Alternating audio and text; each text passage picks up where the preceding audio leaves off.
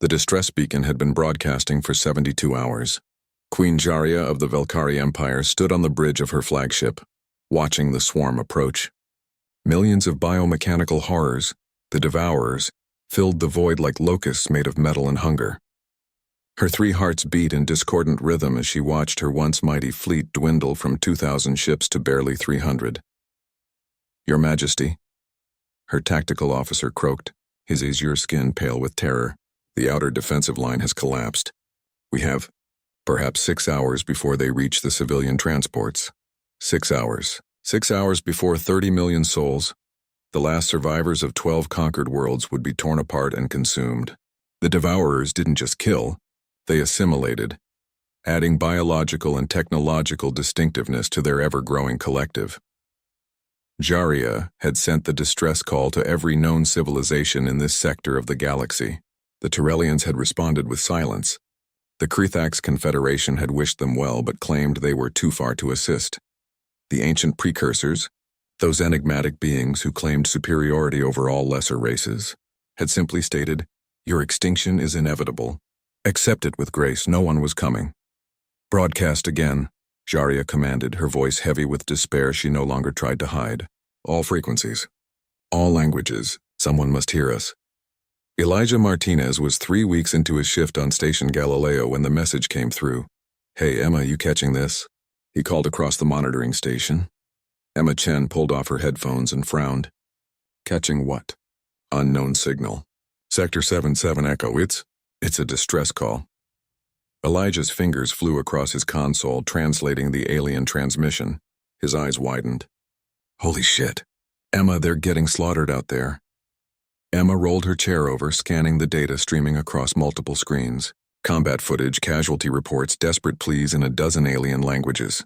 "That's outside United Earth space, way outside. We don't have jurisdiction. We have ships nearby. The UES Indomitable is on patrol just 2 jumps away." "Elijah." Emma's voice carried a warning. "I know what you're going to say. We don't interfere. Prime directive and all that xenopolitical bullshit."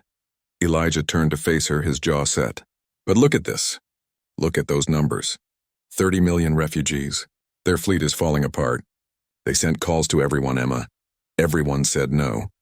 Emma studied the screens, her expression unreadable. The Velkari transmission showed a regal figure. Queen Jaria. The translation software identified her, standing amid chaos, her voice steady, even as explosions flashed behind her. "Please," the alien queen begged in the most recent broadcast. "If anyone can hear this, we are not warriors. We are scholars, artists, builders. We have children. We have dreams. We do not want to die in darkness, forgotten and alone." "Damn it," Emma whispered. She reached for the emergency comm. "This is Station Galileo to UES Indomitable. Priority Alpha. Authorization Chen 77 Whiskey. We have a situation." Captain Sarah Okonkwo of the UES Indomitable listened to the brief, her dark eyes narrowing. "Let me get this straight. You want us to jump into an active combat zone outside our jurisdiction to help aliens who've never even made contact with humanity before?"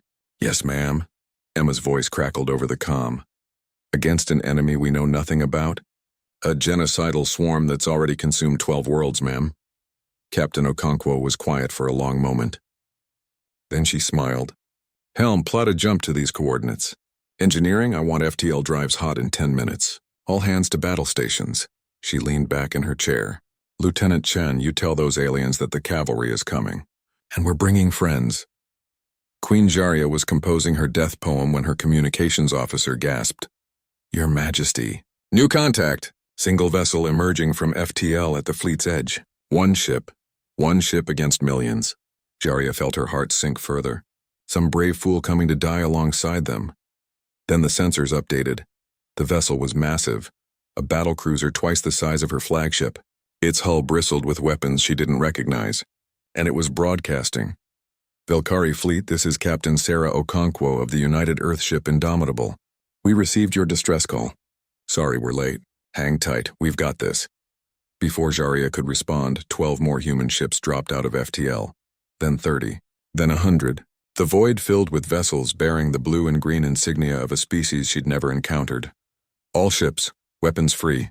Captain Okonkwo's voice rang out. Show these devourers why you don't mess with Earth's neighbors. What happened next would be discussed in Velkhari history texts for generations. The human ships moved with impossible coordination, their weapons unleashing hell itself. Railguns accelerated projectiles to relativistic speeds, punching through devourer swarms like paper. Missile salvos bloomed like deadly flowers. Energy weapons carved burning swaths through the enemy ranks. But it was the humans' ferocity that stunned Jaria most. Where other species had counseled retreat, these newcomers attacked. When 3 human destroyers were overwhelmed, they didn't flee. They rammed the devourer command ships at full thrust, detonating their reactors and taking thousands of enemies with them. Velkhari fleet. Form up behind our line, Captain Okonkwo ordered. Get your civilians to safety. We'll hold them here, but why? Jaria finally found her voice. You don't know us. We cannot repay this debt. Why would you sacrifice yourselves? There was a pause. Then Captain Okonkwo's voice returned, warm and fierce. Because someone sent out a distress call and no one answered. Because 30 million people were about to die alone in the dark. And because where we come from, Your Majesty, we have a saying, not on our watch. The battle raged for 8 more hours. When it was over, the devourer swarm was scattered, its collective consciousness shattered by the ferocity of Earth's response. 73 human ships were lost, but 30 million Velkhari souls lived. Back on Station Galileo, Elijah and Emma watched the aftermath reports in silence. We're going to get so much paperwork for this, Emma finally said. Elijah grinned. Worth it. On the bridge of her flagship, Queen Jaria stared at the blue-green planet displayed on the communication screen. Earth, they called it, and made a vow. The Velkhari would never forget. Never forget the day humanity heard their cry and answered. Because that's what humans did, they showed up.